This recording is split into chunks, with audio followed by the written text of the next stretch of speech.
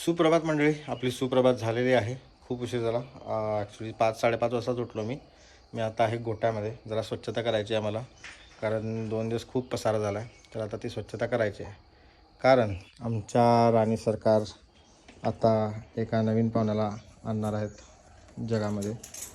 तर जेव्हा मी खिल्लारबद्दल बघत होतो, जेव्हा मी पहिल्यांदा खिल्लार आणली, माझ्याकडे पहिली डिलिव्हरी होणार होती गौरीची, जिच्या पोटी भैरवी जन्माला आली. त्यावेळी मी खूप शोधलं, पण असं काही मिळालं नाही इंटरनेटवरती की खिल्लारची डिलिव्हरी किंवा स्पेसिफिक असं काय असतं आहे, काय लक्षणं असतात. त्यावेळेला पण मला जे अनुभव आले आणि आत्ता जे अनुभव येतात ते मी सांगतो आहे. खिल्लार शक्यतो खुराक कमी करत नाही वेळेच्या आधी. परत पोट तर दिसायला लागतं, खालची दुधाची शीर दिसायला लागते, कास तयार करायला लागते काय, अजून याची कास तयार व्हायची आहे बऱ्यापैकी. आणि ही जी हाडं आहेत खुब्यातली, ही हाडं अशी आत जातात दोन्ही साईडनं.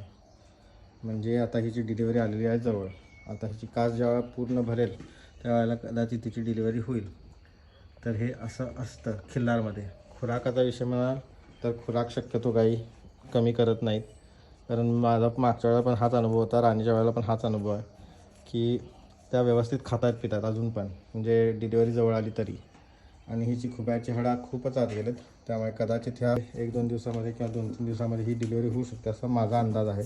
मी चुकीचाही असू शकतो आहे, माहिती नाही. आणि आता सध्या तिची घाण जायला लागली. ही बराच वेळ झाला अशी घाण जायला लागली. बराच वेळ म्हणजे शक्यतो ती कंटेंट जायच्या आधी मध्ये बंद झालेली, आता परत ती जायला लागले.